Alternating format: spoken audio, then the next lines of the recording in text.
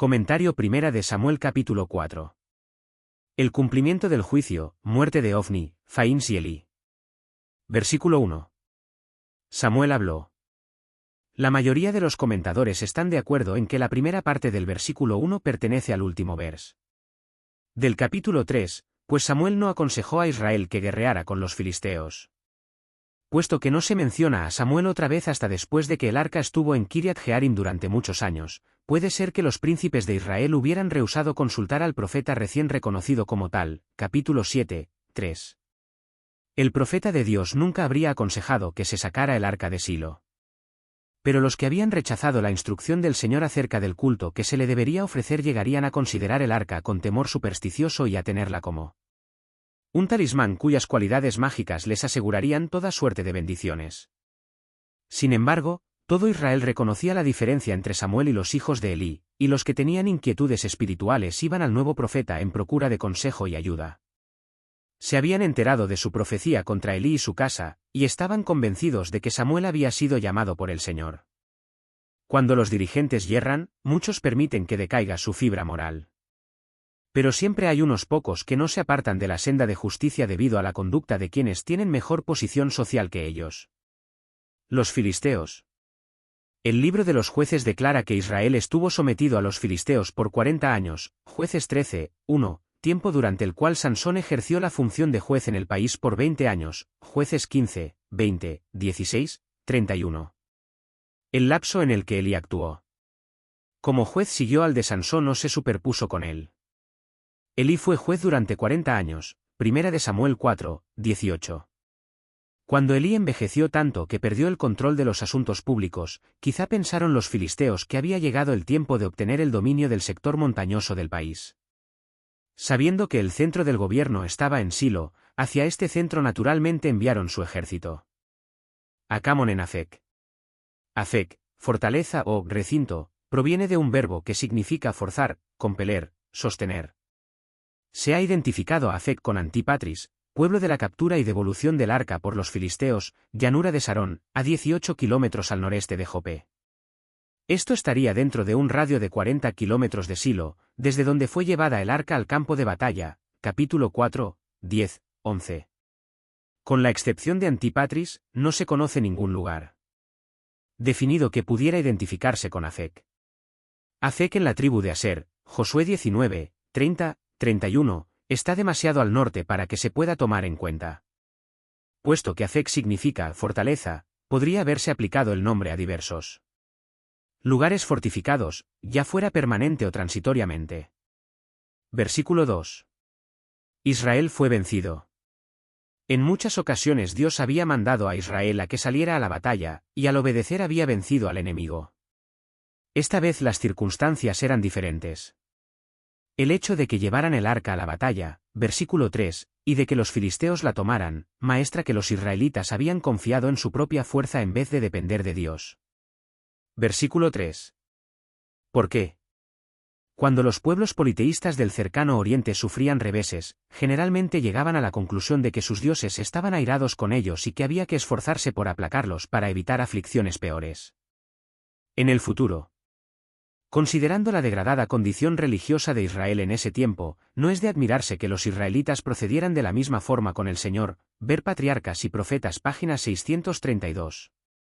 Probablemente algunas victorias pasadas durante el tiempo cuando Elí fue juez habían provocado en ellos un sentimiento de confianza propia que no les permitía ver su necesidad de Dios. Debido a que los dirigentes voluntariamente habían abandonado a Dios para volverse a los dioses de las naciones que los rodeaban, el Señor permitió que cosecharan su propia siembra. En vez de humillarse delante de Dios, supersticiosamente consideraron el arca como un mero talismán que aseguraba el éxito. Sin recibir ningún consejo de lo alto, los príncipes sugirieron algo completamente inusitado, y el pueblo estuvo de acuerdo. Estaban solo a pocos kilómetros del santuario, y pensaron que si el arca estaba en medio de ellos, con seguridad ganarían la victoria. Ese precioso símbolo de la presencia de Dios estaba cubierto con su envoltura de tela y los levitas encargados sacaron el arca del lugar donde estaba dentro del velo, Números 4, 5, 6. Considerando la conducta anterior de los hijos de Elí, no sorprende el que hubieran olvidado toda reverencia y que apresuradamente recorrieran los pocos kilómetros que los separaban del ejército, esperando que se pudiera evitar una matanza mayor. Pero el arca era el símbolo de la presencia de Dios, y puesto que los dirigentes habían rechazado la dirección divina, Dios no podía guiarlos para bien. Si los dirigentes se hubieran humillado y apartado de sus caminos pecaminosos, habrían sido guiados por el profeta como en años posteriores. En los días de Cristo las multitudes siguieron ciegamente el liderazgo de sus sacerdotes clamando, «Su sangre sea sobre nosotros, y sobre nuestros hijos». Así también el ejército de Israel en Ebenezer, al afrontar el desastre y al aferrarse de las volutas de humo fruto de su propia imaginación, clamó pretendiendo que la victoria estaba asegurada. La desdicha o la prosperidad de los grupos organizados de la sociedad, ya sean políticos o religiosos, en gran medida dependen de las inclinaciones y de la conducta de los dirigentes. Sin embargo, los individuos pueden determinar su propio destino espiritual independientemente del grupo. Aunque Samuel compartió la humillación que sobrevino a Israel como resultado de la necedad reinante, esto no impidió que Dios lo aceptara personalmente. En los días de Acab, cuando los dirigentes se volvieron a Baal, Elías creyó que era el único que reconocía y servía al Dios viviente. Con todo, el Señor le informó que en Israel aún quedaban millares que también, como él, habían elegido lo correcto. Los 3 años de sequía en Israel no habían cambiado la fe de ellos en Dios ni su lealtad a él. Versículo 7. Ha venido Dios. Los filisteos claramente reconocían la diferencia entre el Dios de Israel y los muchos dioses que ellos tenían. Aunque en el vers 7 la palabra para Dios está en el plural. Elohim el verbo está en singular. Pero en el versículo 8 la palabra está en plural, un claro contraste entre el Dios verdadero y los dioses filisteos del templo de Asdod. Versículo 8. Estos dioses poderosos. La palabra para poderosos es adirim, majestuosos, que implica la idea adicional de la nobleza del poder de Dios que había sido reconocida por los filisteos cuando supieron la forma en que Jehová había tratado a las diversas naciones y pueblos del pasado. Estando a punto de rendirse a la desesperación, se sintieron impulsados por una impávida determinación de resistir hasta la muerte antes que ser subyugaron por quienes habían sido sus esclavos unos pocos años antes. Versículo 11. El arca de Dios fue tomada. Hablando de este acontecimiento, dice el salmista, dejó, por tanto, el tabernáculo de Silo y entregó a cautiverio su poderío, y su gloria en mano del enemigo. Sus sacerdotes cayeron a espada, Salmo 78, 60 al 64. Aunque las perspectivas de victoria de Israel eran superiores a las del enemigo, y fue a la batalla confiado en la victoria, tan completo fue su fracaso que huyó cada sobreviviente no al campamento, como en el versículo 3, sino a sus tiendas. La palabra para tienda es, Oel, que significa morada, habitación, e implica el pensamiento que la derrota fue tan grande que cada hombre tuvo que fugar para salvar la vida, yendo a su hogar de la mejor manera que pudo. Ofni y Fains.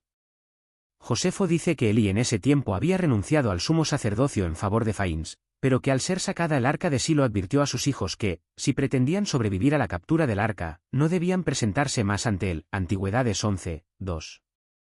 Si los dos jóvenes hubiesen sido tan celosos en obedecer la conducción del Señor en lo pasado como eran ahora delante del enemigo en defender el símbolo material de la presencia divina, la historia posterior de Israel podría haber sido muy diferente. Habían rehusado la conducción de Dios vez tras vez, y ahora tuvieron que comprender que aún la vida misma depende de una entrega plena a Él. Pero aprendieron esta lección demasiado tarde. Versículo 15. 98. En la Septuaginta se lee 90. Israel huyó. Cuán diferente habría sido la historia de Israel si tan solo sus dirigentes hubiesen buscado a Dios. Con todo, y a pesar de los líderes egoístas que buscan su propia gloria antes que la de Dios, y así preparan el camino para la derrota, Él no cierra los oídos al clamor de cualquier individuo que lo busca fervientemente. El hecho de que Jerusalén fuera despoblada por Nabucodonosor no impidió que Daniel y sus compañeros vivieran muy cerca del Señor como para dar las buenas nuevas a muchos de sus vencedores. La luz brilla al máximo en la noche más oscura y con frecuencia los mejores caracteres se desarrollan en medio de los peores ambientes posibles. Dios es poderoso para transformar momentos de tremenda humillación en periodos de una gloriosa oportunidad, no solo para Israel sino también para todos los hombres. Versículo 22. Traspasada es la gloria. La palabra Icabod viene de dos palabras hebreas, Icabod, que significan literalmente no glorioso, o afrentoso. Fue definida por la esposa de Faíns, traspasada es la gloria, literalmente, se ha ido al exilio, de Israel. El capítulo termina con la descripción que hace una mujer joven que, aunque estuvo casada con un impío y egoísta sumo sacerdote, no participó de su naturaleza. Su preocupación, por la muerte de su esposo y de su suegro puso en evidencia su afecto natural, pero su preocupación mucho mayor por la pérdida del arca fue una demostración de su piadosa consagración a Dios y a las cosas sagradas. Aún los fallecimientos ocurridos en la familia no la preocuparon tanto como la pérdida del arca. Para ella podía ser un magro consuelo que naciera un niño de Israel, en Silo, cuando el arca estaba en poder de los filisteos. Aunque vivía en tiempos de corrupción y estaba casada con un hombre impío, se mantuvo plenamente fiel. ¿Podía haber mayor valor en días de perplejidad nacional?